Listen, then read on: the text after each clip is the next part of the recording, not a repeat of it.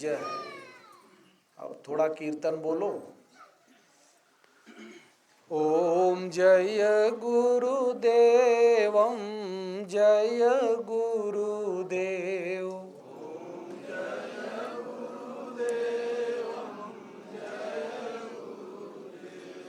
ओम जय गुरुदेवं जय गुरुदेव।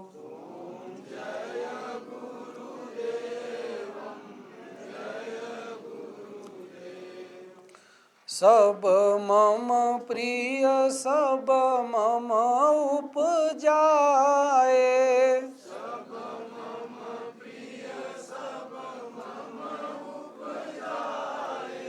सब ते अधिक मनुज मोहि भाए।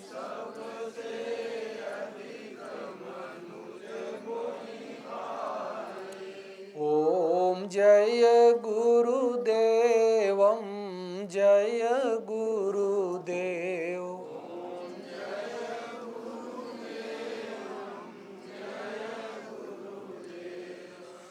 अखिल विश्व यह मोर उपाया।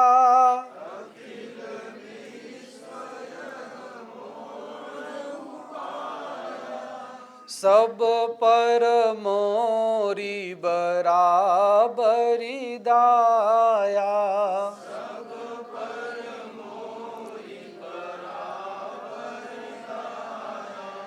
ओम जय गुरुदेवं जय गुरुदेव।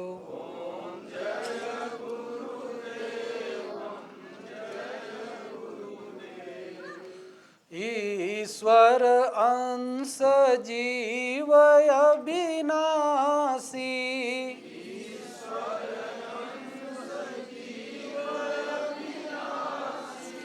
चेतन अमल सहज सुख राशि।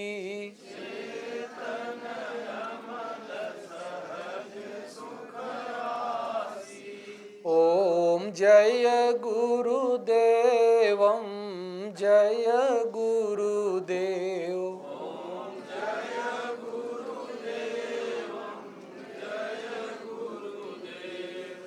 सोई पावन सोई सुभग शरीरा।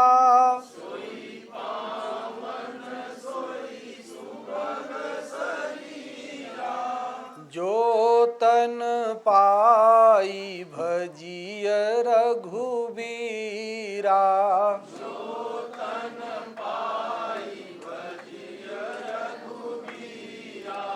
ओम जय गुरुदेवं जय गुरुदेव।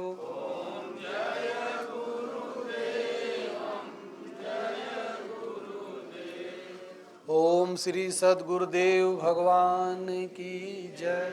अब एक भजन है, हम गा देते हैं, आप लोग नहीं बोलेंगे। भजन बिना तीनों पन बिगड़े। भजन बिना तीनों पन बिगड़े। चेतो रे नर जीवन थोड़ा। काल करत झगड़े। भजन बिना तीनों पन बिगड़े। भजन बिना तीनों पन बिगड़े। बालपना खेलन में खोयो। अरु तरुणाई टेढ़ो। वृद्ध भयो तब काल गरा से।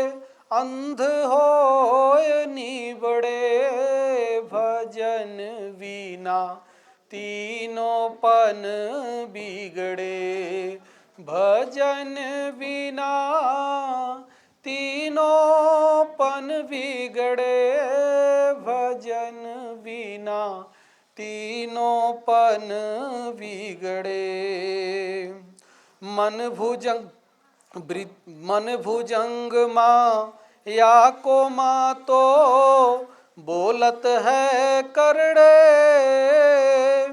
जब ही हंसा करत पयाना माटी होय पड़े, भजन वीना तीनों पन बिगड़े, भजन बिना तीनों पन बिगड़े, भजन बिना तीनों पन बिगड़े। मानुष देह धरी काहे को पशु न भया कहु रे,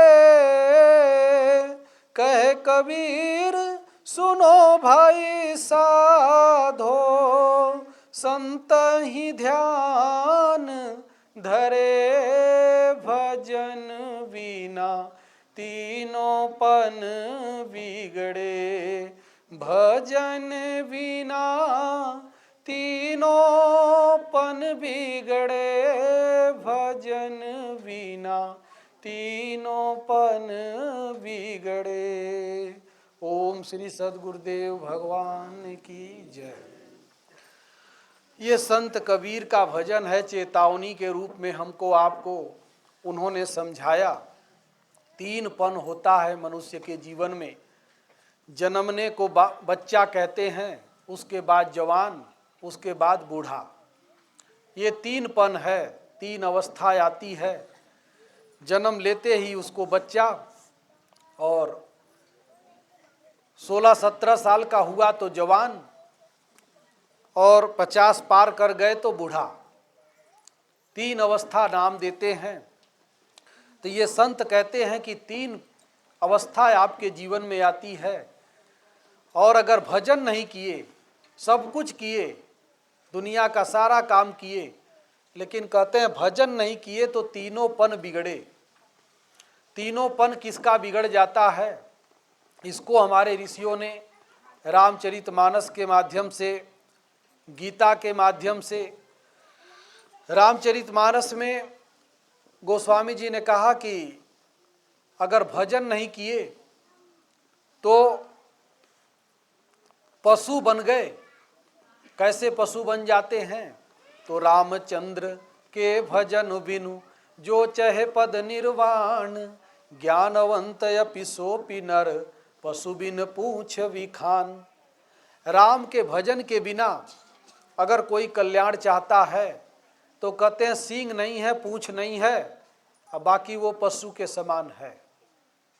रामचंद्र के भजन बिना जो चाहे पद निर्वाण, जो निर्वाण पद को चाहता है, दुख से ऊपर उठना चाहता है, सुख की प्राप्ति करना चाहता है, तो उसके लिए कहते हैं कि अगर राम के भजन के बिना अगर ये विचार मन में धारणा कर लिया तो कहते हैं सींग नहीं है, पूछ नहीं है, बाकी उसका जीवन पशु के समान है। पशु है नहीं, लेकिन पशु के समान उसका जीवन है। इसलिए वही ये बात संत कहते हैं कि भजन बिन तीनों पन बिगड़े। तीनों पन बिगड़ जाता है। बचपना, बहुत से जब बच्चे होते हैं अगर ध्यान वान करने लगे तो कहेंगे क्या पुजारी बना है, तुम्हारी कोई उम्र है ये पूजा करने की।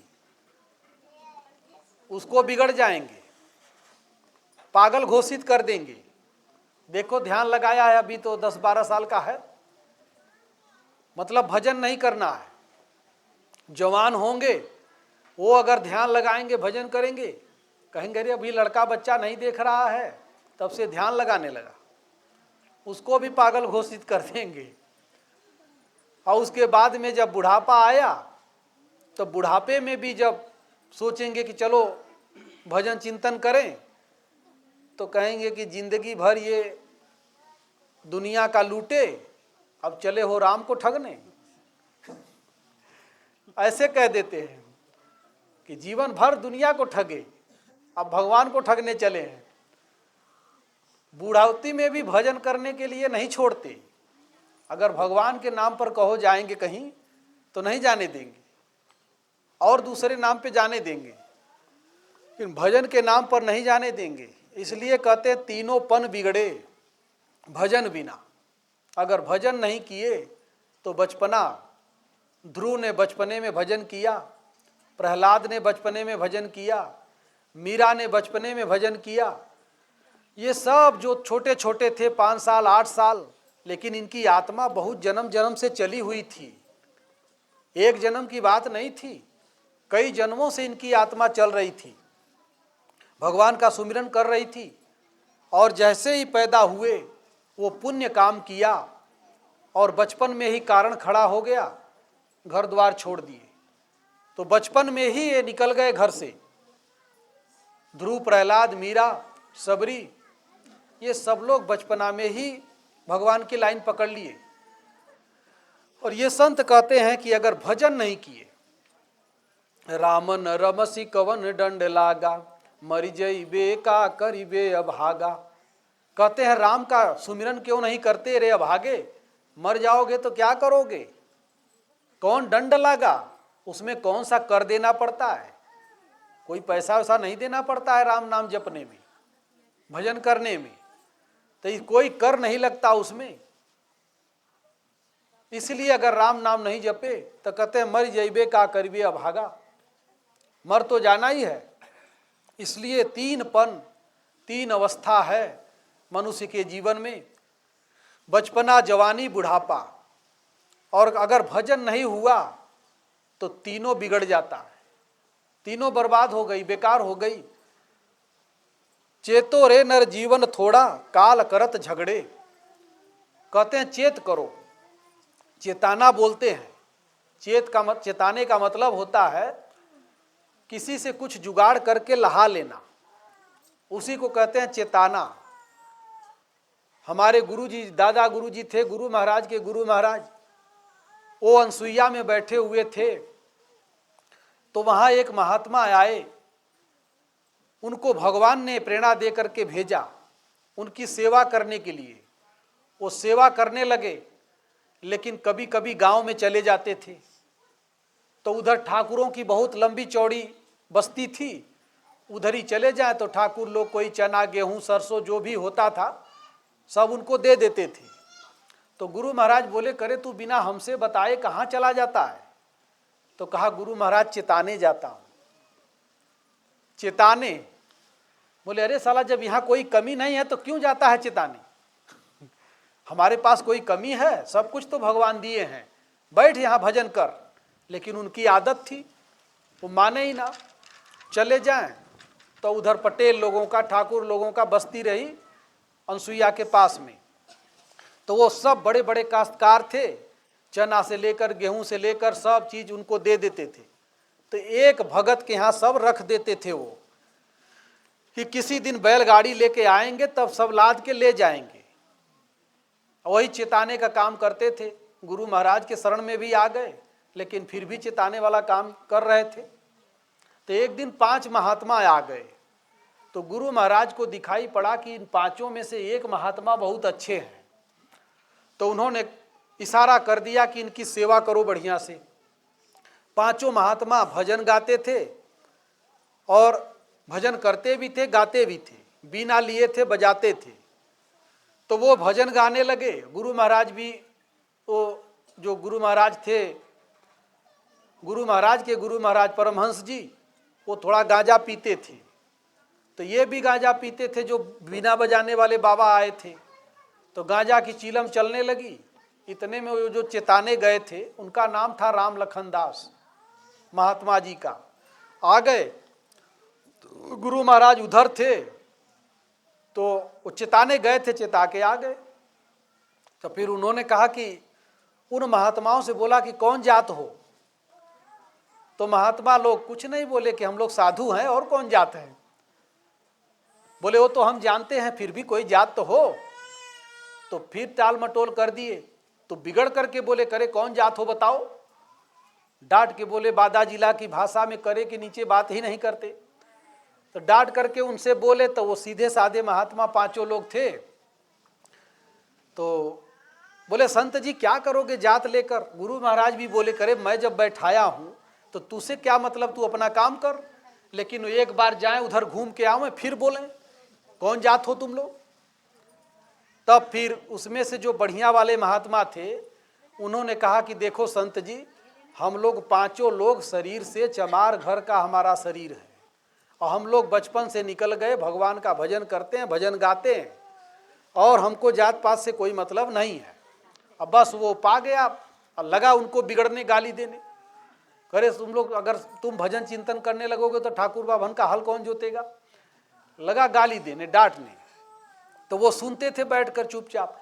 गुरु महाराज उधर से डांटे कि अरे मैं बैठाया हूं, तू क्यों बोल रहा है। लेकिन फिर वो उधर घूम के आओ, फिर उनसे लड़ जाए। तब एक जो उसमें महात्मा थे जो बढ़िया वाले, उन्होंने कहा कि बाबा जी तुमने गाली तो बहुत दिया, लेकिन 3 महीना में नहीं मर गए तो हम साधु नहीं। ऐसे बोल दिए तो कहा चल चल चमरे मनोरे डांगर नहीं मरत है। मैंने डांगर माने पतला पशु, पतला दुबला पशु होता है ना, तो ऐसे बिगड़ करके फिर बोल दिया। बोले ठीक, अब डांगर मरी कि ना मरी अभी तो समय आएगा तब बताएगा। तो गुरु महाराज उनको, अरे संत जी जाने दो, ये उदंड है, मूर्ख है, हम इसको डांट रहे हैं, मना किए, कुछ नहीं माने हो। उसके बाद वो संत विदा हो गए, ये अपना काम करने लगे। 3रा महीना लगा था तो गुरु महाराज से बोले कि गुरु महाराज जो चेताए हूँ जाऊँ ले आऊँ, गेहूँ और चना वगैरह सब दिए हैं जमींदार लोग, तो जाता हूँ ले आने। गुरु महाराज बोले कहीं मत जा, यहीं बैठ, बहुत रखा हुआ है अंदर, सब चीज़ रखा है, खा पी बना, कहीं मत जा। बोला अरे गुरु महाराज बड़ी मेहनत से चिताया हूँ, 8 क्विंटल है, 8 क्विंटल चिताए थे। गुरु महाराज डांटे कि नहीं मत जा, लेकिन गुरु महाराज चले गए अंदर भजन करने, वो अपना चल दिया। गए वहाँ तो वहाँ पर सब पूरा ठाकुर लोग जो भगत थे सब घेर लिए, सेवा हुआ भी सब करने लगे। अब वो रुक गए वहाँ, 2-3 दिन बीता, उसके बाद उनको बुखार चढ़ गया, बुखार बहुत भयंकर। अब बुखार हो गया मस्तिष्क ज्वर, बुखार उतरा ही नहीं। तो गुरु महाराज को सूचना मिली वहाँ से, और भेजे सूचना कि वो बीमार हो गए हैं। तो महाराज ने कहा उनको जल्दी ले आओ यहाँ। ले आने का उपक्रम कर ही रहे थे तब तक वो खत्म हो गए। तो महाराज जी ने कहा कि कोई संत आए थे, तो धारकुंडी महाराज सब बताए कि हाँ वो संत आए थे। बोले क्या बोले थे, वो कुछ बोला था। बोले उन्होंने कहा था 3 महीना में मर नहीं जाओगे, बहुत गाली दिए और 3 महीना में मर जाओगे। तो बोले जोड़ो किस दिन आए थे, तो पौन पंचमी थी उस दिन आए थे। धारकुंडी महाराज जी वगैरह ये बताए। तब उन्होंने कहा कि आज ही 3रा महीना पूरा हुआ है, और वो चले गए। तब गुरु महाराज कहे यार तुम लोग हमको याद नहीं दिलाए, एक संत अगर श्राप दे देता है तो दूसरा संत बचा भी लेता है, तुम लोगों को बताना चाहिए था तो हम उसको बचाते, लेकिन हम तो भूल गए थे, तुम्हें याद ही नहीं था। तो इसी प्रकार से ये जो चेताने वाली प्रवृत्ति है, चेताना माने मांगना, मांगने की जो प्रवृत्ति है, तो इसी को कहते हैं चेतो रे नर जीवन थोड़ा, काल करत झगड़े। काल ही उससे झगड़ा करवा रहा था, बाबा लोगों से काल ही तो झगड़ा करवा रहा था, नहीं तो क्यों वो साधु बनकर खुद और साधु की जात पूछ रहा है। साधु खुद है और साधु की जात पूछ रहा है, इससे शर्म की कौन बड़ी बात होगी, इससे बड़ा क्या शर्म हो सकती है। तब फिर उनका भंडारा वंडारा हुआ। गुरु महाराज के यहाँ पहले शिष्य वो आए थे, तो इसलिए कहते हैं चेतो रे नर जीवन थोड़ा, बड़ा थोड़ा जीवन है, चाहे किसी के पास रहिए, श्राप लग गया तो लग गया। काल करत झगड़े, ये काल ही हमको आपको झगड़ा करवाता है। जैसे वो महात्मा जी को काल ही झगड़ा करवाया, लड़ा दिया, और उसके बाद श्राप भी लग गया, और फिर वो मर भी गए, खत्म भी हो गए, जीवन समाप्त हो गया। तो इसीलिए कहते हैं कि चेतो, चेताओ मत, खुद चेतो। और दुनिया में जितने हैं केवल चेताने के चक्कर में पड़े हैं, खुद चेतने के चक्कर में कोई नहीं पड़ा है। इसलिए भाई जो हो सके खुद चेतो, दूसरे को मत चेताओ कि इतना भगत बना लो, इतना चेला बना लो, इतना माल जुटा लो, कुछ मत करो। अपने को चिताओ, खुद चेतो, दूसरे के चिताने के चक्कर में मत पड़ो। हो सके तो दूसरे को केवल भगवान का रास्ता बता दो, अगर मालूम है तो भजन करो, कीर्तन करो, नाम जपो और दूसरे से भी कराओ। तो इसलिए अगर ऐसा नहीं करेंगे तो काल झगड़ा करा रहा है, सबको काल लड़ा रहा है। अरे महात्मा जी को काल ही तो लड़ा दिया। तो चेत करो, चेतो, चिताओ मत, चेतो, चेत करो। और चेत कर लोगे तो क्या भलाई है क्या बुराई है, ये सारी चीज़ें आपको ज्ञान हो जाएगा। अगर चेत नहीं हुआ तो फिर काल पीछे पड़ा हुआ है, काल झगड़ा करा रहा है, लड़ाई करा रहा है, और एक दिन किसी का श्राप लग जाएगा, कहीं एक्सीडेंट हो जाएगा, कहीं बुखार आ जाएगा, कहीं कोई दिक्कत आ जाएगी। ये चोले में क्या रखा है, शरीर, श्वास निकल गई, मिट्टी होकर यहीं पड़ा रह जाएगा। इसलिए काल झगड़ा कर रहा है। राम राम रटते रहो, काल गहे हैं केस, ना जाने की तुम्हारी हैं, क्या घर क्या परदेश। राम राम रटते रहो, क्यों? कहते हैं काल सबका केस पकड़ा है, पकड़ रखा है। केस जब पकड़ लेते हैं तो कोई जोर नहीं काम करता। माई लोग लड़ती है ना, तो एक दूसरे का जब बाल पकड़ लिया तो फिर कोई उसमें बीच में नहीं आ सकता, और फिर जोर भी नहीं लगती। बाल पूरा सिर पकड़ा गया, बाल नहीं रहे तो कोई नहीं पकड़ेगा। इसलिए बहुत लोग मुंडन कराए रहते हैं कि बाल न पकड़ ले। और जिनको बाल है उनको खतरा ज्यादा रहता है, तो हमारे भी है। सब बाल वालों का ऐसे बाल ही पकड़ लेते हैं। तो उसी प्रकार से काल सबका बाल पकड़ा हुआ है। काल गहे हैं केस, ना जाने कित मारी है, कहाँ मारेगा, क्या घर क्या परदेश, या तो घर में मारेगा परदेश में मारेगा, कोई भरोसा नहीं है। इसलिए काल बड़ा प्रचंड है, सबके पीछे पड़ा हुआ है। उसके बारे में, राम नाम के बारे में चेतो तो काल से छुटकारा मिल जाएगा। काल से छूटने का केवल एक ही रास्ता है कि भगवान का सुमिरन। काल किसको नहीं खाता? तो कागभुषुंडी उत्तर कांड में, कबहू काल न व्यापी तो ही, सुमिर सी भज सी निरंतर मोही। कभी तुमको काल नहीं खाएगा, क्यों?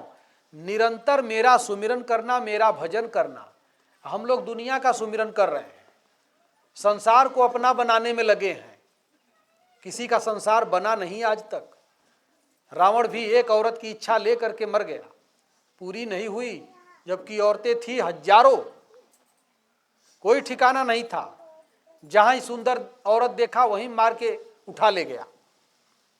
और उसके जो पहरेदार थे वो भी जब सीता जी को देखे तो खर दूषण, ये सब, ये सुपनखा, ये रावण से तो यही बोला कि हमने ऐसी सुंदर धरती पर औरत देखा ही नहीं था।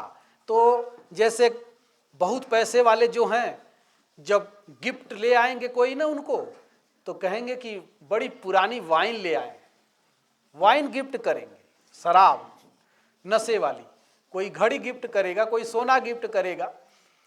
तो खरदूषण और सुपनखा, इन लोगों ने जब अपना दाल नहीं गली तो रावण से कह दिया कि हमने सोचा कि इतनी विश्व सुंदरी अपने राजा को हम गिफ्ट करेंगे। सीता जी को गिफ्ट करने के लिए खरदूषण वगैरह लड़ गए भगवान राम से। और जबकि उसके पास हजारों औरतें थी, उसके बाद वे भी कि हम भरी पूरे जीवन भर हम घूम रहे हैं जंगल में, हम भरी जन्म फिरे सुन भाई, देखी नहीं ऐसा सुंदरताई, ऐसी सुंदरताई हमने नहीं देखा जितनी सुंदर सीता थी।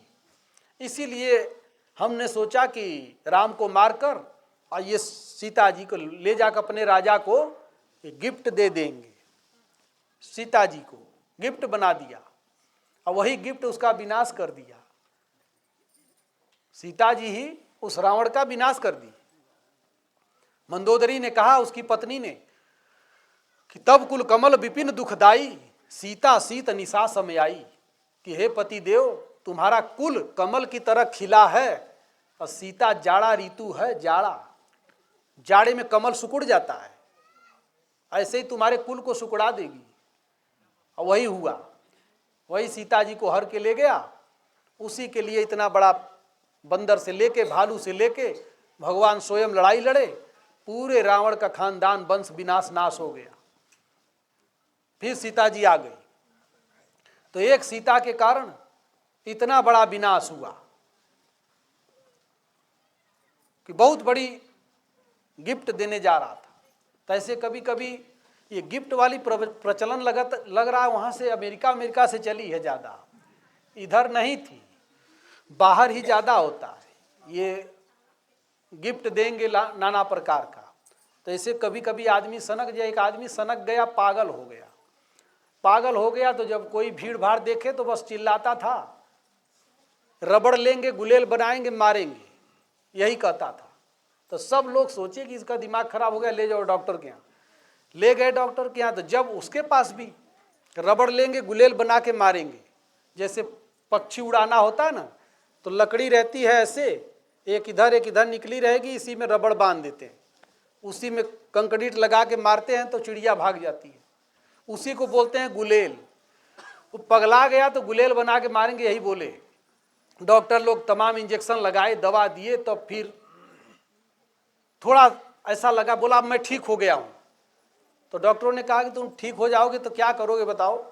कहा हम ठीक हो जाएंगे तो हम पढ़ाई करेंगे। कहे क्या पढ़ोगे? पढ़ने जाएंगे अमेरिका, डॉक्टरी पढ़ेंगे। माने डॉक्टर लोग दवाई कर रहे थे, तो वो लोग सोचे कुछ ठीक हो रहा है। फिर बोले अच्छा वहाँ डॉक्टरी अमेरिका में पढ़ के आओगे तब क्या करोगे?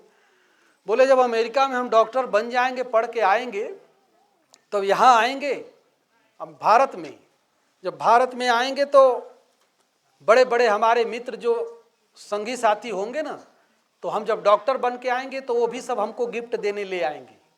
तो कोई ना कोई गिफ्ट सभी ले आते हैं। तो कहा तब तुम क्या करोगे? कहा हम किसी का कोई गिफ्ट नहीं लेंगे, केवल एक चीज लेंगे। कहा क्या लोगे? कहा चड्ढी भर लेंगे। कहा चड्ढी क्या करोगे? कहे वहीं में से रबड़ निकाल के गुलेल बना के मारेंगे। कहे साला जहाँ का तहाँ ही है, ये उसी जगह पर है। मतलब अभी दिमाग सही नहीं, गिफ्ट भी लिया तो उसमें से भी रबड़ निकाल लिया, और रबड़ निकाल के गुलेल बना के मारेंगे।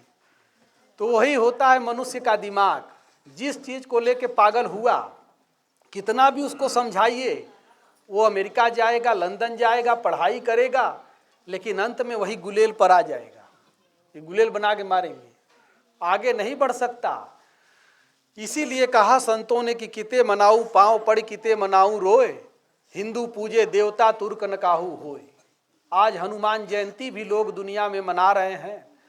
भारत में जो हनुमान जी के पुजारी हैं, रामचरितमानस में हम तो एक प्रश्न बहुत लोगों से पूछते हैं कि हनुमान जी, ठीक है हनुमान जी की मूर्ति आप लोग पूरे भारत में या कहीं भी देखे होंगे तो बंदर के आकार की मूर्ति सब जगह है, और हनुमान जी महान शक्तिशाली थे, भगवान राम के दूत थे।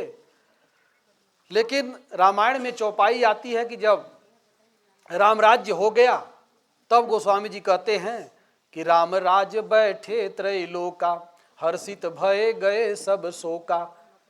हर्षित हुए, सब शोक चला गया। कोई किसी से बैर नहीं कर रहा था, किसी से झगड़ा नहीं कर रहा था, सब परस्पर प्रीति कर रहे थे। लेकिन उसी में कहते हैं कि हनुमद आदि सब बानर वीरा, धरे मनोहर मनु शरीरा। जितने हनुमान जी बंदर ये सब थे, ये सब मनुष्य शरीर धारण कर लिए, मनुष्य हो गए। तो जब हनुमान जी मनुष्य हो गए राम के सामने, तो जब उनका शरीर छूटा होगा तो मनुष्य शरीर छूटा होगा कि बंदर का छूटा होगा? तो एक तो दुनिया फेल है जो बंदर की पूजा कर रही है, बंदर की आकृति की पूजा कर रही है। ये रामायण के अनुसार समझ में नहीं आता, क्योंकि हनुमान जी अंत में मनुष्य हो गए। तो जब मनुष्य हो गए तो बंदर की आकृति क्यों? बंदर की हर जगह। और महापुरुषों की जयंती मनाई जाती है, हनुमान जी महापराक्रमी। हनुमान, हन माने कोई मंत्र जपते हैं तो कहते हैं हन माने मारना, और मान का मतलब होता है अहंकार। तो जिसके जिसके अंदर अहंकार है कि मैं बहुत पढ़ा लिखा हूँ, कोई को है मैं बड़ा सुंदर हूँ, किसी को मैं बड़ा बलवान हूँ, किसी को मैं बड़ा धनवान हूँ, कोई न कोई अहंकार सबको है। तो हनुमान जी का ये सबसे बड़ा गुण है कि जो अहंकार है उसको मारो, उसको खत्म करो। तो अहंकार को खत्म कर दो, तुम ही हनुमान हो। मान माने अहंकार। अवधूत कहे, राजपूत कहे, कोई जुलाहा कहे, गुरु महाराज कहते हैं कि कुछ भी तुमको कहे, लेकिन तुम साधु हो, केवल यही मानना। अपने से कुछ मत कहना कि मैं क्या हूं।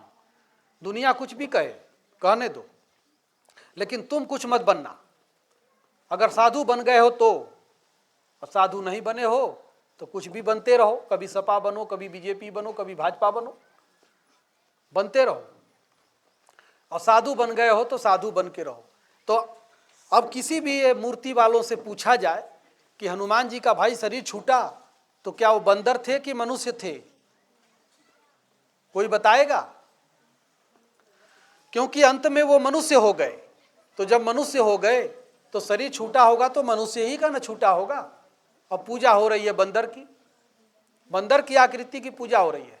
इसलिए हनुमान जयंती, महावीर जयंती, बुद्ध जयंती, सब संतों की जयंती मनाई जाती है कि इन्होंने अपने जीवन में अच्छे गुण धर्मों का संचार किया। अब आप हनुमान जी को, सबसे बड़ी बात यह है कि आप पूजा किसकी करते हैं ये माने नहीं रखता। ये माने रखता है कि जिसकी आप पूजा करते हैं उसके गुण आपके अंदर कितने हैं। अगर आप देवी का पूजा करते हैं तो देवी के गुण कितने हैं।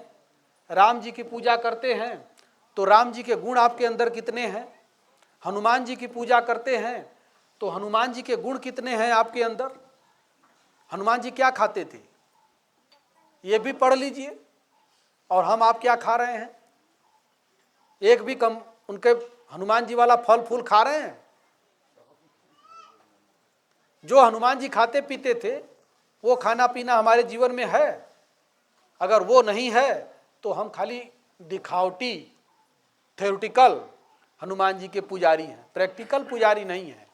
प्रैक्टिकल पुजारी होने के लिए हनुमान जी का गुण लेना पड़ेगा, राम जी का गुण लेना पड़ेगा, दुर्गा जी का गुण लेना पड़ेगा, लक्ष्मी जी का गुण लेना पड़ेगा।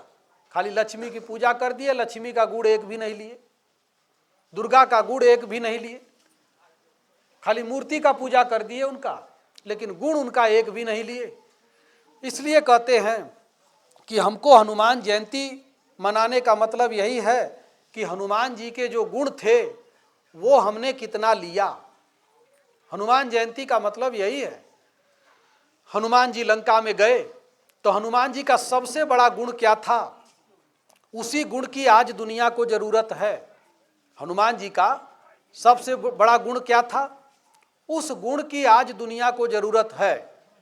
हनुमान जी लंका में गए तो जब लंका में हनुमान जी जाते हैं तो वहां पर विभीषण है। विभीषण रावण का भाई, वो हनुमान जी को मिलता है। और जब वो मिलता है तो विभीषण ने हनुमान जी से कहा कि मैं निश्चर यति अधम स्वभाव, शुभयाचरण कीन नहीं काऊ।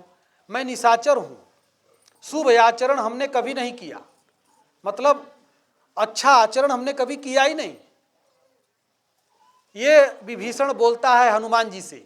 तो हनुमान जी कितने बड़े राजनीतिज्ञ थे, कितने बड़े बुद्धिजीवी थे, कितने महान थे कि एक इतना बड़ा अपने को छोटा जो आदमी मान रहा है उसको हम कैसे उठाएं।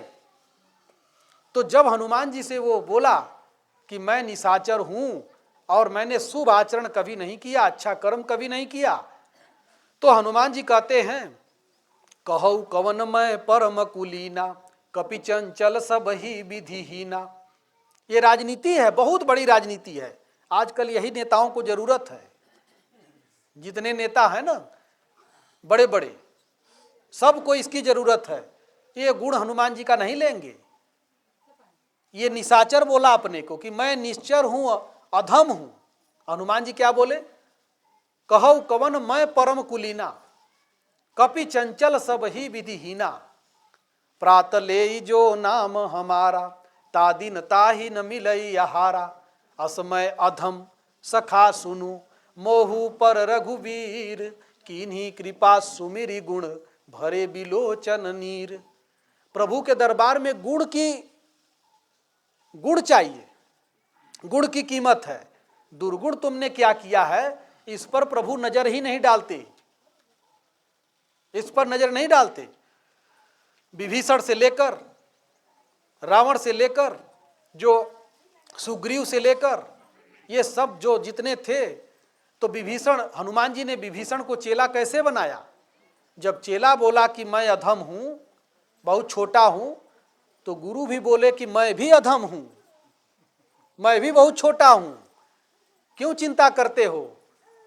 पहले उसको अपने लेवल पर लिए। यहां कहेंगे अरे अछूत है, तू दूर जा, दूर भगा देंगे। जब अछूत कर दिए तो क्या आएगा तुम्हारे पास? यही हनुमान जी का गुण है। हनुमान जी बहुत विद्यावान गुणी अति चातुर, राम काज करवे को आतुर।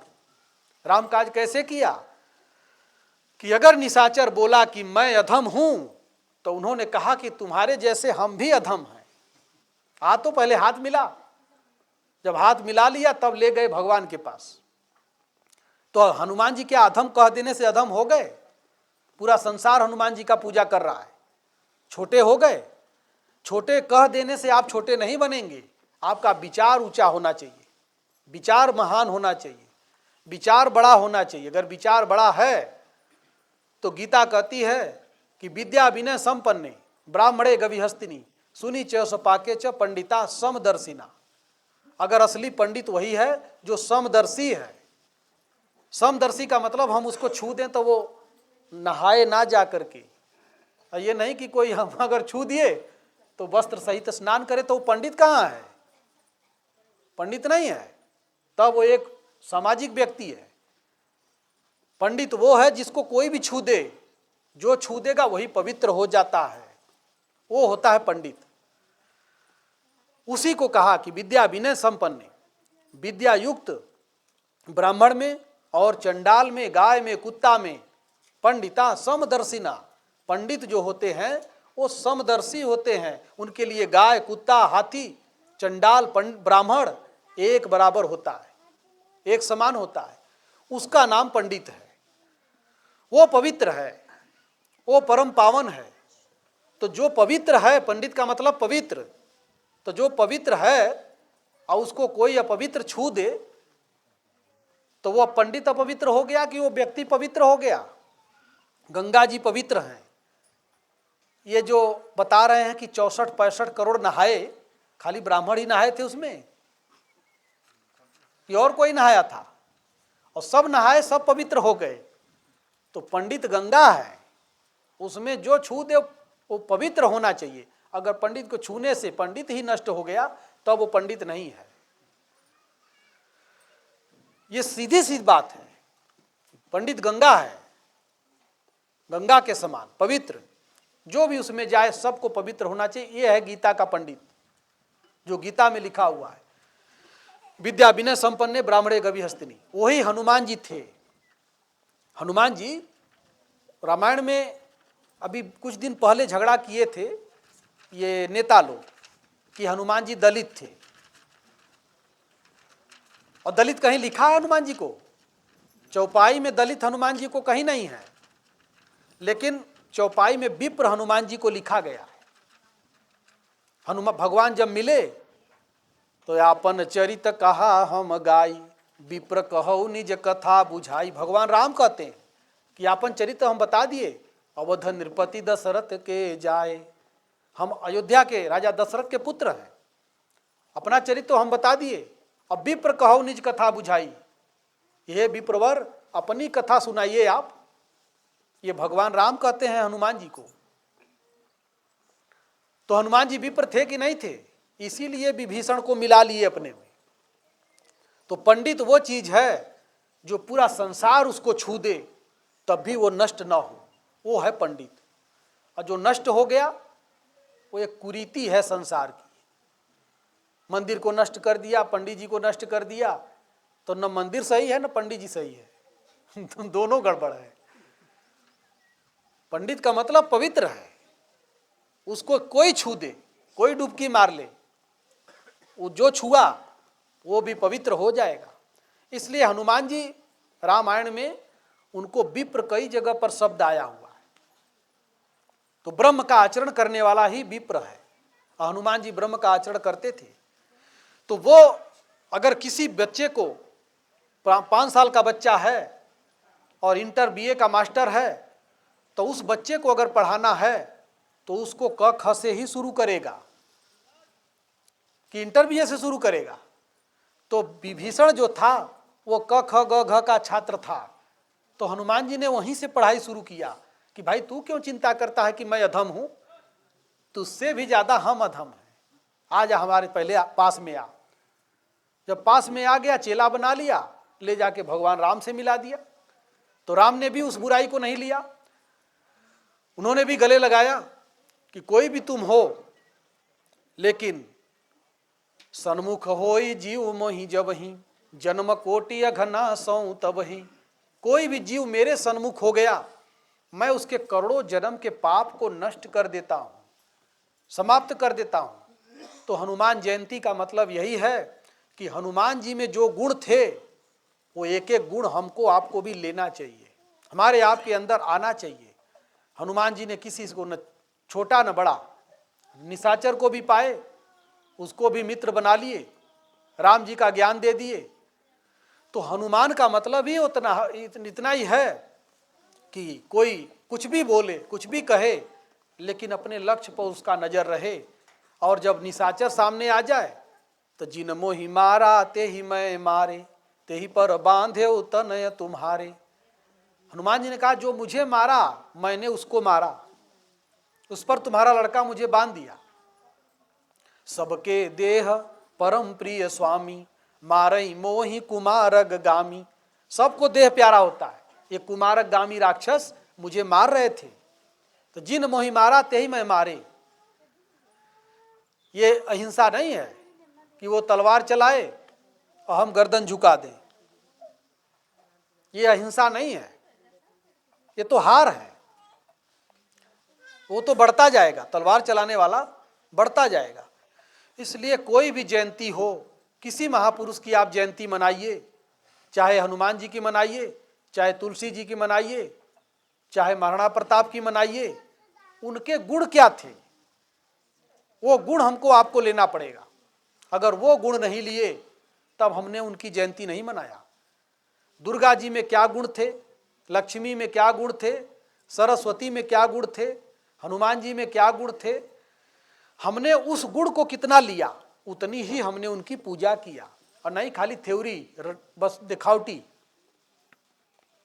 बस और कुछ नहीं। इसलिए जिसकी आप पूजा करते हैं उसका गुण लीजिए कि उसकी पूजा क्यों हो रही है, तब तो आप असली पुजारी हैं उसके।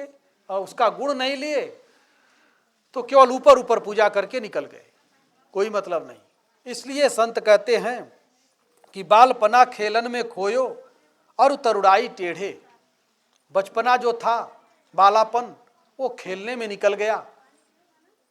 बच्चों को खेल प्यारा होता है, खेलने खेलने में निकल गया। और तरुड़ाई टेढ़ो, तरुड़ाई आई, जवानी आई तो टेढ़ा मेढ़ा होकर के चले, सीधा नहीं चले। कभी सेल्फी सब टेढ़ा ही लेते हैं, सीधा कोई सेल्फी कहाँ लेता है, जरूर कहीं न कहीं मुंह टेढ़ा करेंगे या हाथ टेढ़ा करेंगे या पैर टेढ़ा करेंगे, कुछ न कुछ टेढ़े होके ही सेल्फी लेंगे। जाएंगे ऊंचे पर, कहीं पानी है तो पानी किनारे, पहाड़ है तो पहाड़ पर, बिना टेढ़े हुए सेल्फी नहीं लेंगे। तो यही है कि तरुड़ाई मैंने टेढ़ा, आदमी टेढ़ा हो जाता है, सीधा नहीं रहता, टेढ़ा ही टेढ़ा रहता है। इसलिए कहते हैं कि बालपना खेलन में खोयो और तरुड़ाई टेढ़े, वृद्ध भयो तब काल गरासे, अंध होय निबड़े। जब वृद्ध हुए तब कहते हैं कि काल खींच लिया, काल पकड़ लिया, काल ने पकड़ लिया। और काल कहता है, काल ने अपने जकड़ लिया वृद्धावस्था में। इसलिए कहते हैं भजन बिन तीनों पन बिगड़े।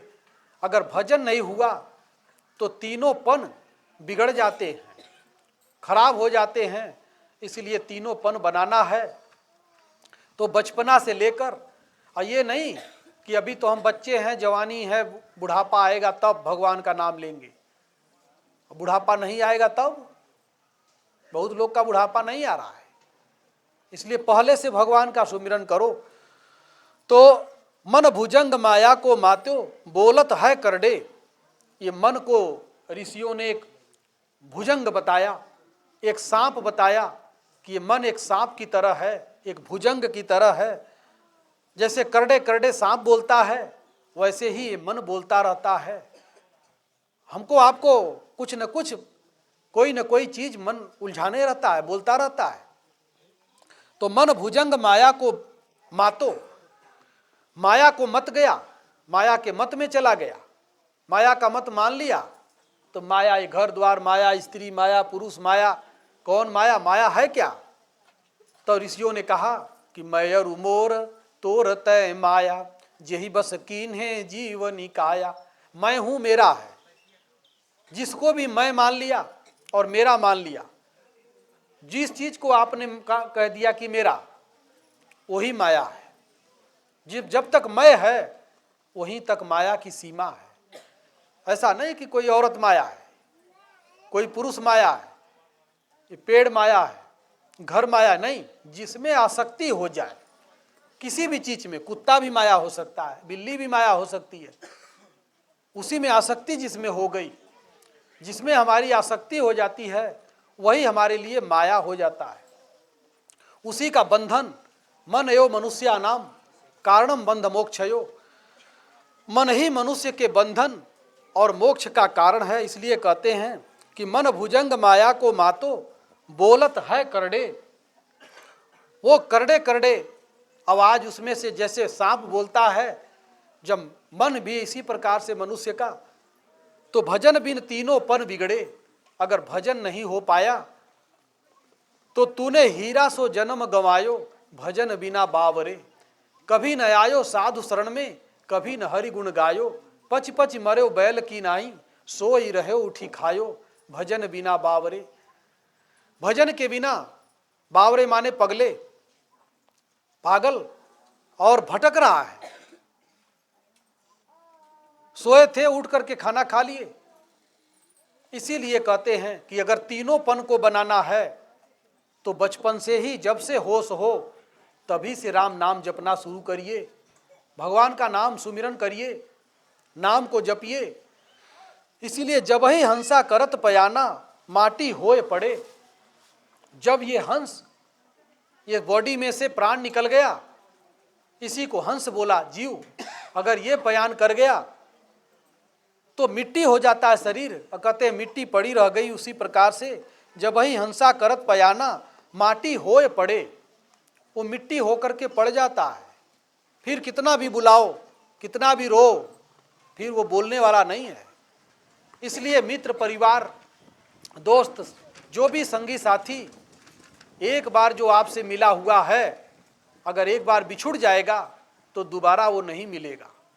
इसलिए जो मिले हैं, इनसे आगे अगर नहीं मिलना है तो प्रेम से रहिए, कभी भी बैर मत करिए। और कभी कभी मनुष्य, बच्चे पढ़ने वाले फेल हो जाते हैं तो रोते हैं, बहुत दुखी होते हैं। यहाँ जो फेल हो गया उसको तो दुख है, लेकिन जो पास हो गया वो भी दुखी है। अच्छे नंबर से क्यों नहीं हुए, उसके लिए दुखी है। अच्छे से भी नंबर से अगर हो गया तब भी दुखी है। क्यों दुखी है? कि उसके पीछे बहुत लोग पड़ गए, तब भी दुख पीछा कर रहा है। यहाँ कुरूप आदमी जो सुंदर नहीं है, वो तो दुखी है कि चलो हम सुंदर नहीं हैं, इसलिए रो रहा है। लेकिन जो बहुत सुंदर है वो भी रो रहा है कि हम सुंदर क्यों हो गए, वो भी रो रहा है। धन नहीं है तो चलो ठीक है, धनहीन दुखी है। लेकिन जिसको बहुत धन है वो भी दुखी है। तब क्या करोगे बताओ? धन नहीं है तो मान लीजिए ठीक है, बेचारा दुखी है। लेकिन जिसके पास है वो क्यों दुखी है? जिसके पास धन का ठिकाना नहीं है वो भी तो दुखी है। इसलिए सृष्टि ऐसी है कि यहाँ राजा महाराजा, चक्रवर्ती, अमीर गरीब, झोपड़ी वाला, महल वाला, सबके आंखों में आंसू होता है, सबको रोना पड़ता है, कोई पाके कोई बिना पाए, रोते सब हैं। ये जब तक सृष्टि में रहेंगे ये कार्यक्रम चलता रहेगा। वही नहीं रोता है जो ईश्वर को मालिक पा जाता है। राजा बोले कि मेरे एरिया में, पूरे राज्य में ढिढोरा पीट दो, कोई भी भूखा नंगा नहीं रहेगा, सबको कपड़ा दो, सबको भोजन दो, सबको व्यवस्था दो। सेनापति मंत्री सब लग गए व्यवस्था देने में। जो जिसको जरूरत थी सब मिलता गया, सब लेते गए। राजा के महल के पीछे एक संत रहते थे, मिट्टी राख पोते हुए थे, राख में ही रहते थे, वहीं पड़े रहते थे।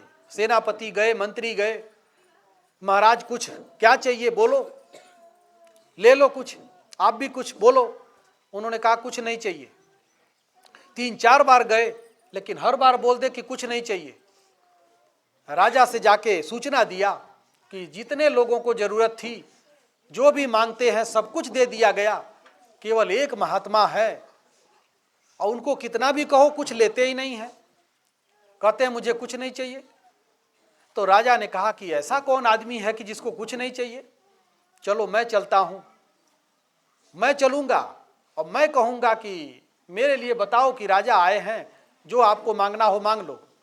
तो गए, फिर राजा साहब, सेनापति मंत्री बोलने लगे हजूर आए हैं, मांग लो आपको जो मांगना हो। तब उठ के बोले हैं कौन है हजूर? देखे तो राजा साहब थे, बोले यही मालिक हैं। अच्छा ये मालिक है? बोले हाँ मालिक है, जो मांगेंगे देंगे। बोले बिल्कुल बिल्कुल देंगे। कहा इनसे बोलिए जहां मैं जाऊं मेरे पीछे पीछे चलेंगे, मुझे भोजन करा दो, ये राजा नहीं खाएंगे, देंगे। मैं जिधर चलूं मेरे पीछे चलें, मैं भोजन करूं ये नहीं खाएंगे, मैं सो जाऊं तो ये पहरा दें, बोलो ये देंगे। सेनापति मंत्री ने जब राजा को बताया तो राजा ने कहा कह दो भाई कि मैं जहां जाऊंगा वहां लेता चलूंगा, जो खाऊंगा वो खिला दूंगा, मैं भी सोऊंगा आप भी सोएंगे, बॉडीगार्ड पहरा देंगे।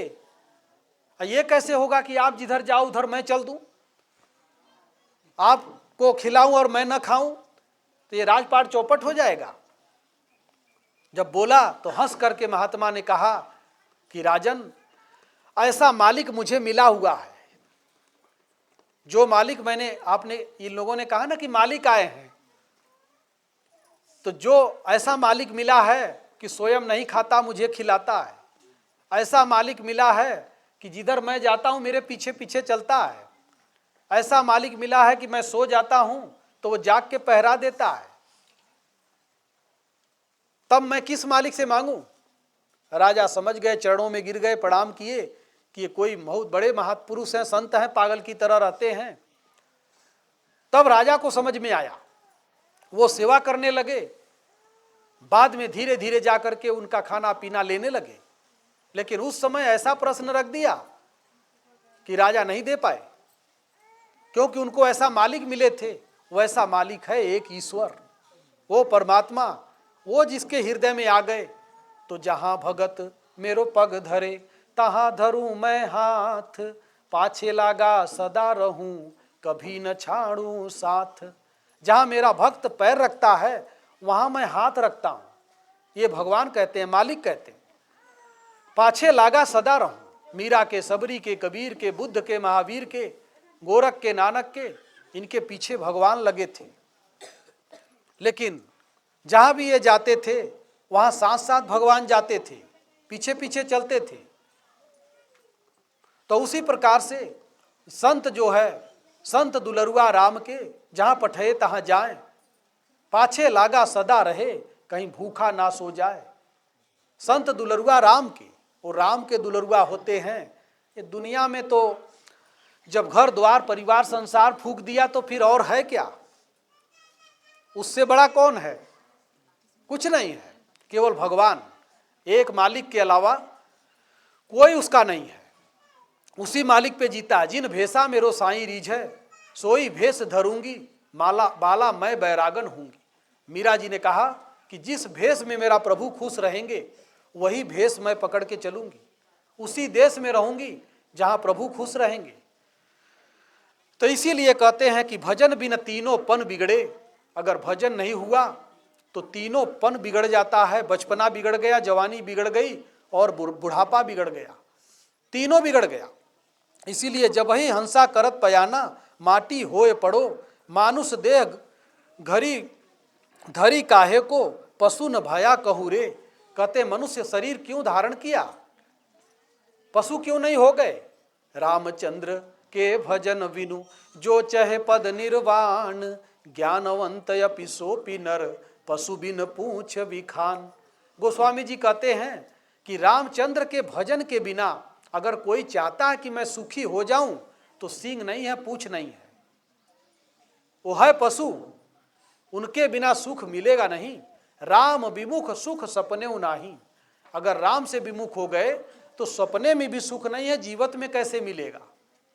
राम के सन्मुख होने में ही हमको आपको सुख मिल सकता है, दूसरा कोई रास्ता नहीं है। और यहाँ हनुमान जी जयंती पूरा भारत मना रहा है। आज हनुमान जयंती भी है।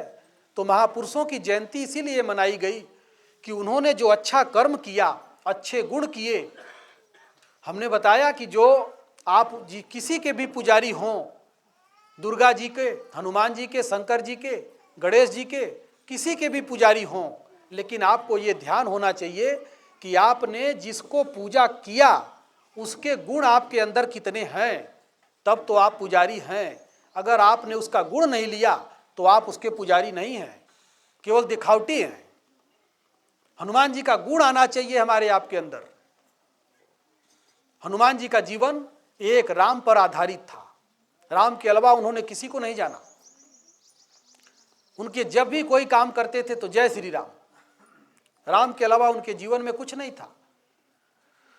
तो राम के अलावा उनके जीवन में जब कुछ नहीं था तो ऐसे हमारे आपके जीवन में भी हनुमान जी का आचरण लेने के लिए राम जी को पकड़ना पड़ेगा, राम जी का भजन करना पड़ेगा। इसीलिए हनुमान जी का जो बात आई तो हम तो यही जानते हैं कि जब रामायण में हनुमान जी मनुष्य हो गए तब फिर ये बंदरों की आकार की मूर्तियां सारी बनी हुई हैं, इसी की पूरा दुनिया पूजा कर रही है। तो क्या ये सही पूजा कर रही है कि गलत कर रही है। जब भगवान राम का राज्याभिषेक हो गया तो वहां चौपाई आती है, हनुमद आदि सब बानर वीरा, धरे मनोहर मनु शरीरा। मनोहर और मनुष्य शरीर धारण कर लिया हनुमान जी ने। तो जब राम जी का राज्याभिषेक हो गया तो हनुमान जी ने शरीर धारण कर लिया मनुष्य का। तो जब उनका शरीर छूटा होगा तो क्या शरीर छूटते समय फिर वो बंदर हो गए थे कि मनुष्य थे। तो जब मनुष्य शरीर छूटा तो मनुष्य के आकार वाली मूर्ति क्यों नहीं है। इसलिए पूरा भारत भ्रमित है हनुमान जी के नाम पर, क्योंकि अंत में वो मनुष्य हो गए थे। और जितने बंदर भालू थे भगवान राम के प्रताप से, राम की महिमा से, राम के रामत्व से वो सब मनुष्य हो गए थे।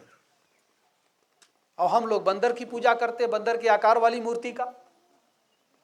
तो मूर्ति जितनी दिखाई पड़ती है ये प्रकृति की पूजा है। गंगा जी प्रकृति, ये वृक्ष प्रकृति, पहाड़ प्रकृति, मूर्तियां जो है पत्थर की बनी तो ये प्रकृति, और पूजने वाला भी प्रकृति। ये बॉडी प्रकृति का है, इसमें बोलने वाला परमात्मा है। शरीर सबका प्रकृति का है, और जो चेतन है, आत्मा है, वो पावर परमात्मा का है। इसलिए जो कुछ दिखाई पड़ता है ये प्रकृति का है। और हम लोग प्रकृति की पूजा कर रहे हैं तो अच्छी बात है। हम पानी पीते हैं तो पानी की पूजा कर देते हैं, पत्थर से हम घर बनाते हैं तो पत्थर की पूजा कर दिए।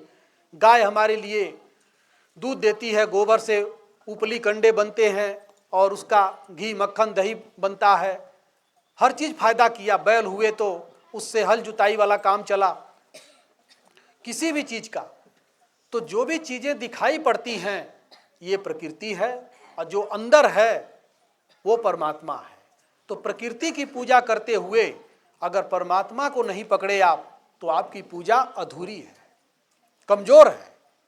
वो अभी प्रश्न करते हैं लोग कि राजा भगवान राम की जो माँ थी कौशल्या जी, तो वो तो भगवान की माँ थी, लेकिन उन्होंने देवताओं की पूजा क्यों किया, ऐसे बात रखते हैं। तो रामचरितमानस में जब भगवान राम को राज्याभिषेक होने की बात आई तो वहां पर कहते हैं कि वो माता जी ने कहा कि पूजी ग्राम देवी सुर नागा, कहे सी बहोरी दे न बलि भागा। ग्राम देवियों का, देवताओं का और नागों का कौशल्या जी ने पूजा किया और कहा कि हमारा राम राजा बन जाएंगे तो हम आपको बलि चढ़ाएंगे। ये मानता माना, लेकिन भगवान राम राजा नहीं बने, वो बन चले गए। और पूजा किसने किया था? कौशल्या जी ने किया था। तो इस पर लोग तर्क आजकल देते हैं कि जब वो भगवान की माँ थी तो ये देवताओं का, ग्राम देवी का, डीह बाबा का, चौरा माई का, इनका पूजा क्यों किया? तो वास्तव में पूजा नहीं, ये डीह बाबा, ग्राम देवी, चौरा माई का एक सम्मान है। पहले और बाद में माता कौशल्या ने पहले इन देवताओं को मनाया और बाद में वही माता कहती हैं कि देव पितर सब तुम ही गोसाई, राखऊं नयन पलक की नाई। हमारे देवता भी राम, हमारे पितर भी राम, हमारे भगवान भी राम। तो पहले प्रकृति, ये डीह बाबा, चौरा माई, भूत भवानी ना, ये प्रकृति है, और बाद में परमात्मा वो राम है। तो सीता जी ने पहले यही किया, गणनायक बरदायक देवा, आज लगे कि इन्हीं तब सेवा। सीता जी, धनुष यज्ञ का टाइम आया तो उन्होंने कहा कि हे गणनायक देवताओं, आज के दिन के लिए हमने सेवा किया कि धनुष को हल्का कर दो, राम जी तोड़ दें, लेकिन एक भी देवता नहीं आया। तब सीता जी ने क्या किया? मन क्रम बचन मोर प्रण साचा, श्री रघुवीर चरण मन राचा। तो भगवान सकल उर्वासी, करौ मोहि रघुबर के दासी। तेहि क्षण मध्य राम धनु तोरा, भरे भुवन नभ घोर कठोरा। पहले प्रकृति का सम्मान किया और बाद में मन कर्म वचन मोर प्रण साचा। मन से, कर्म से, वचन से, तीनों से सीता जी ने राम के चरणों में मन को लगा दिया। और जहां भगवान राम के चरणों में मन लगा तो ते ही क्षण मध्य वो क्षण संकल्प आया कि हमारे केवल राम, तो वो पूरा नहीं बीतने पाया, बीच में ही राम जी ने धनुष तोड़ दिया और सीता जी ने जयमाल पहना दिया। सीता जी का दुख दूर हो गया, दुख समाप्त हो गया। तो ये भूत भवानी, देवी देवता जितना लोग पूजा करते हैं, ये प्रकृति का सम्मान है। जैसे चपरासी से लेकर के और डीएम तक, मोदी जी को देखते हैं ना, ये इनका सफाई कर्मी का पैर धोते हैं, सफाई कर्मी का पैर धोते हैं ना, तो ये पूजा हुआ कि नहीं हुआ? और डीएम जाता है तो उसको भी सलामी देते हैं, वो राज्यपाल जाता है तो उसको भी सलामी देते हैं कि नहीं? तो उसी प्रकार से ये चपरासी का भी सम्मान और डीएम का भी सम्मान। हमारे पूर्वजों ने इतना बारीकी से शास्त्रों का अध्ययन किया और हमको आपको बताया कि हम लोग भारत में ये देवी देवता और मूर्ति पूजक नहीं है। हम ये वृक्ष का सम्मान करते हैं, हम नदी का सम्मान करते हैं, हम गाय का सम्मान करते हैं। क्यों? क्योंकि इन्होंने हमको जीवन दिया है, जीवन जीने के लिए खाना पीना कपड़े इसको उपलब्ध कराया है। इसलिए हम प्रकृति का आदर करते हुए परमात्मा को प्राप्त करते हैं, परमात्मा का सुमिरन करते हैं। परमात्मा का सुमिरन दिल में होता है, प्रकृति का बाहर जो मूर्ति है, मंदिर है, मस्जिद है, गुरुद्वारा है, उसके नाम पर। तो यहाँ जो प्रणाम करते हैं, तो जो हमको, अब ये गंगा जी जो है ये प्रकृति ही न है, जल पहाड़ प्रकृति ही न है, वृक्ष प्रकृति ही न है। तो हम लोग प्रकृति का सम्मान करते हुए फिर परमात्मा की ओर बढ़ते हैं। यही हमारे पूर्वजों की थाती है। और हाँ, यही गलती है कि हम केवल प्रकृति का पूजा करके और परमात्मा को भूल जाते हैं, कि तब कमी है, तब सही नहीं है। प्रकृति को पूजिए, लेकिन मेन भीतर परमात्मा है। थ्योरी प्रकृति की और प्रैक्टिकल परमात्मा का। तब आपने पूजा छोड़ा नहीं, सही पूजा किया। इसलिए जो ये कहते हैं कि मानुष देह धरी, काहे को पशु न भया कहू रे। कहे कबीर सुनो भाई साधो, संत ही ध्यान धरे। संत का, कबीर कहते हैं कि अगर संत का संगत मिल गई आपके जीवन में तो दुनिया का कोई ऐसा पाप नहीं है जो धूल न जाए। बड़े बड़े उंगली माल से लेकर वाल्मीकि से लेकर, लेकिन संतों की संगत में आ गए तो उनका भी सारे पापों का अंत हो गया और वो भी ईश्वर की ओर आपको लेकर के चला दिए। इसलिए तीनों पन बचाना है तो ओम का जाप करिए, राम का जाप करिए, और कोई संत सदगुरु मिल जाए तो उनके सानिध्य में बैठिए, भजन करिए, नाम जपिए। और जितना ही भजन करेंगे, नाम जपेंगे, हनुमान जी ने क्या किया, जपेऊ पवन सुत पावन नामू, अपने बस करी राख्यो रामू। हनुमान जी ने केवल राम नाम का जाप किया, अपने राम जी को बस में कर लिया। तो अगर हमको आपको हनुमान जी को बस में करना है, राम जी को बस में करना है, तो नाम का जाप करिए। खाना खाते, पानी पीते, स्नान करते, कपड़ा पहनते, कुछ भी करिए, लेकिन नाम जप ना बंद हो। जीवन में आप क्या करते हैं, कहाँ रहते हैं, कहाँ नहीं रहते, इससे भगवान से मतलब नहीं है। आप केवल भगवान को याद करिए, याद भर करते रहेंगे तो वो आपके लिए खड़े रहेंगे। कहीं भी पुकारेंगे वहां आएंगे। इसीलिए आज ये भंडारे का आयोजन हुआ यहाँ, जो यहाँ पर इसी तारीख को हम आए थे। डेरा पड़ा था यहाँ, ये आश्रम की शुरुआत हुई थी और 18-19 वर्ष हो गया यहाँ रहते। ऐसे ही दुनिया में कहीं न कहीं भटकते भटकते घूमते थे। इधर आए, ये औरा की साइड में इधर आए थे, हलिया तरफ।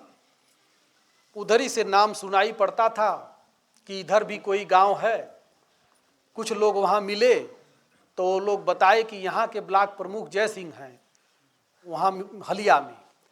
तो नाम सुने थे तो हमने सोचा चलो अगर इधर कहीं चलेंगे तो भेंट होगी। यहाँ आए तो यहाँ भेंट हो गई, भेंट हो गई और आश्रम भी बन गया। आश्रम की सेवा भी कर रहे हैं, पानी से लेके रोड से लेके सब कुछ कराए। और गुरु महाराज की कृपा, महाराज जी कितनी बार आए। ये शुरू में जब कोई नहीं यहाँ था, जब स्वामी जी आए थे तो गाड़ी के आगे आगे जेसीबी से पत्थर मत्थर हटवाते, स्वामी जी की गाड़ी यहाँ तक लेके आए वही प्रमुख जी। हमको नहीं जानकारी थी लेकिन नाम सुने थे। तो भगवान बोले कि कितना आंधी तूफान आए तुम यहाँ बैठे रहो, तो हम रुके रह गए। और उनके नाम पर भगवान बोले कि ये सेवा करेंगे, आज नहीं कल सेवा करेंगे। ये भगवान का संकेत मिला कि सेवा करेंगे, आश्रम सब देखेंगे, तुम बैठे भर रहो। तो हम बैठे हैं अपना। कोई कितना भी उपद्रव आए, अगर भगवान की इच्छा हो तो वहाँ आप बैठेंगे तो कोई आपको परेशान नहीं कर पाएगा, रहेंगे। और भगवान की इच्छा नहीं होगी तो आपका ही मन का उपद्रव आपको भगा देगा, 1 मिनट नहीं बैठने देगा। कहीं भी जानकारी नहीं थी, कोई इस क्षेत्र की जानकारी नहीं थी, अचानक यहाँ आ गए थे। ये नाम भी हम गांव का कभी नहीं सुने थे, यहीं हलिया में जब आए तब सुने, उसके पहले जानकारी नहीं थी। यहाँ जब गुरु महाराज आए पहली बार तो उनका भी अनुमति हो गया कि ठीक है, भजन ही तो करना है, ये जंगल है, एकांत है, रहो। तब से यहाँ पर रह रहे हैं। एक कमरा इधर बना हुआ था, एक झोपड़ी थी, तब गुरु महाराज आए थे। अब तो बहुत चीज़ें बन गई हैं, पेड़ पौधे लग गए हैं, और सब जो जिसकी श्रद्धा है, जो पुण्यात्मा है, चाहे गरीब हो चाहे अमीर हो, सब सेवा करते हैं। सब लोग आते हैं, यहाँ सत्संग होता रहता है रविवार को। और जिसकी जो श्रद्धा है, अब देखिए कोई लखनऊ से आ गया, कोई सैदाबाद से आ गया, कोई रायबरेली से आ गया, यहाँ अयोध्या से आ गए। किस लिए आए? वो राम का ही प्रताप यहाँ है। जो राम अयोध्या में है वही राम यहाँ भी है। उन्हीं राम को हम यहाँ स्थापित किए हैं। इसीलिए सब अपना जिसका कल्याण होगा, शांति मिलेगी। ऐसे ही तीर्थ बन जाते हैं। संत आए, भजन किए, चले गए, फिर बाद में तीर्थ हो जाता है, फिर वहाँ से दुनिया का कल्याण होता है। इसीलिए संतों के लिए चाहे आश्रम स्थान हो, चाहे कुटिया हो, कोई भी चीज़ हो, उसमें ये मेरा कुछ नहीं है। ये जो कुछ है सब भक्तों का व्यवस्था है। हमको भजन करना है और दूसरे को भजन बताना है कि हम जो पुण्यात्मा आएगा भगवान के रास्ते का, उसको हमें रास्ता बता देना है। इसलिए यहाँ पर भजन, चिंतन, कीर्तन हमेशा चलता रहता है। और जब भी कोई आता है तो भगवान की चर्चा जरूर होती है। रविवार के दिन सत्संग होता है, उस दिन जो भी आ गए सत्संग सुने, उसके बाद चले जाते हैं। कोई प्रश्न किया तो उसका भी उत्तर मिल जाता है। इसलिए इस आश्रम का उद्देश्य है कि स्वयं का हित करो, दुनिया का हित करो। यहाँ से और कोई न हमारी फैक्ट्री है, न कोई यहाँ का लालच है। अब तो हम सब कुछ वही प्रमुख जी पे सौंप दिए कि भैया आप देखो, हम केवल करेंगे भजन। ये जो राजपाट है ये सब आप लोग देखो, हमको केवल राम राम करने दो, बस इतना ही करेंगे और भगवान के बारे में दुनिया को बताएंगे। अब तो सब कुछ देख रहे हैं, हम निश्चिंत अपना राम राम करें, भगवान का सुमिरन करें और दुनिया को बताएं। कोई किसी से मतलब नहीं है। और जो जिसकी श्रद्धा है वो आता है, जिसकी नहीं है तो इतने बड़े प्रधानमंत्री हैं, मोदी जी को गाली दे रहा है तो हम लोग क्या हैं। बुराई करने वाला लाख अच्छाई होगी, लेकिन जिसकी नज़र बुरी है उसको लाख बुराई उसमें से मिल जाएगी। लाख बुराई होगी, जिसकी नज़र अच्छी है उसमें उसे वो अच्छाई खींच लेगा। अपने नज़रिए की बात है। हमारी नज़र अच्छी है तो हमको अच्छाई मिल जाएगी, और नज़र अच्छी नहीं है तो आएगा तो यही देख करके भड़क जाएगा कि इतना बड़ा क्यों बना दिए, और बड़ा कुछ नहीं है। कल कहाँ अटा जगह, बताइए। इतने भगत आ गए कि जगह कितने लोगों को ऊपर देना पड़ा, किसी को उधर देना पड़ा। तो कभी कभी पुण्यात्मा भगवान के जो पथिक हैं वो आते रहेंगे। यही इस आश्रम का उद्देश्य है।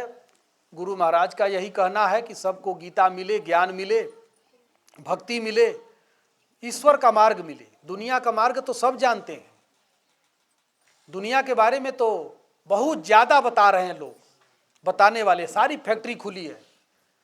कमी है भगवान के बारे में बताने वालों की।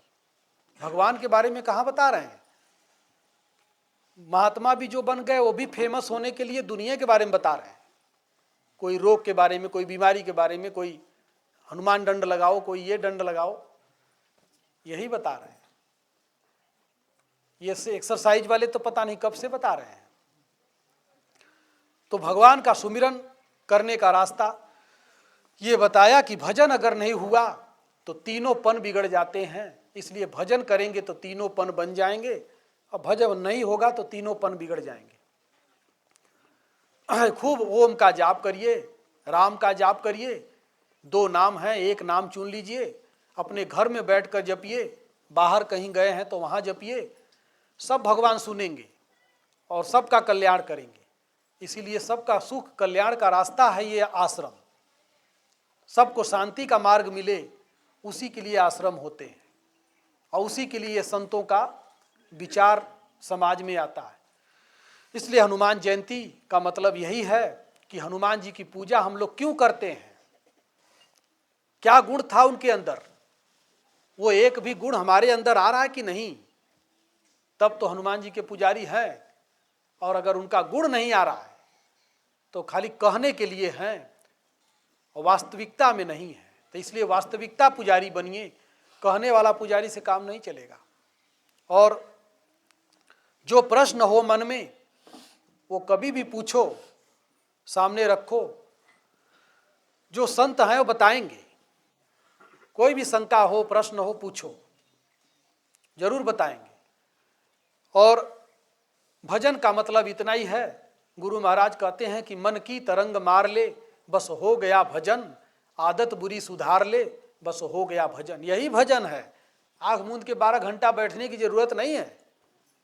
मन तरंग मार रहा है, उड़ा रहा है, इसकी तरंगों को मार दे और जो गलत आदत है उसको सुधार कर ले। बस इतना ही भजन है। ये करने में जन्म जन्म लग जाए, चाहे 10 साल लगे, चाहे 20 साल लगे, चाहे 50 साल लगे, चाहे पूरी जिंदगी लग जाए, लेकिन करना यही है, मन की तरंगों को मारना और बुरी आदतों को सुधारना। इतने से ही कल्याण है और इसी से कल्याण हुआ है। जितना ही सत्य पर, धर्म पर, न्याय पर मनुष्य चलता है उतना ही परीक्षा ज़्यादा होती है। बुद्ध की, महावीर की, कबीर की, मीरा की, तुलसी की, दुनिया का कोई ऐसा बुरा शब्द नहीं था जो उनको नहीं लगाया गया। इससे डरना नहीं चाहिए। डरोगे तो पीछे चले जाओगे। कोई गुरु महाराज कहते हैं कि अवधूत कहे, राजपूत कहे, जुलाहा कहे, किसी से रिश्तेदारी नहीं करना है, कहने दो। तुम संत हो तो संत हो, राम के हो, बस हम एक परिचय है, राम के हैं बस। तुम भी राम के बनना हो आओ, नहीं बनना है तो जो बनना है वहाँ जाओ। इतना ही संत का पहचान होता है और कुछ नहीं। संत की पहचान है भक्ति, शांति और मुक्ति। यही संत है। अब कौन है, कहाँ जन्मा था, किसका घर का है, ये खोजोगे तो कुछ नहीं पाओगे। क्योंकि अगर घर का ही होता तो कहीं घर में रहता, वो घर का नहीं हुआ इसीलिए तो निकल गया। तो जब वहाँ नहीं हुआ तो अब किसका होगा? किसी का नहीं। किसका होगा? जो भजन करेगा, जो भगवान राम से जुड़ेगा, वही संत का है, वही राम का है। और अगर वहाँ नहीं तो उससे कोई मतलब नहीं। इसलिए अपने तीनों पन को बनाइए और ईश्वर से नाता जोड़िए, यही भक्ति का प्रभाव होता है। ओम श्री सद्गुरुदेव भगवान की जय।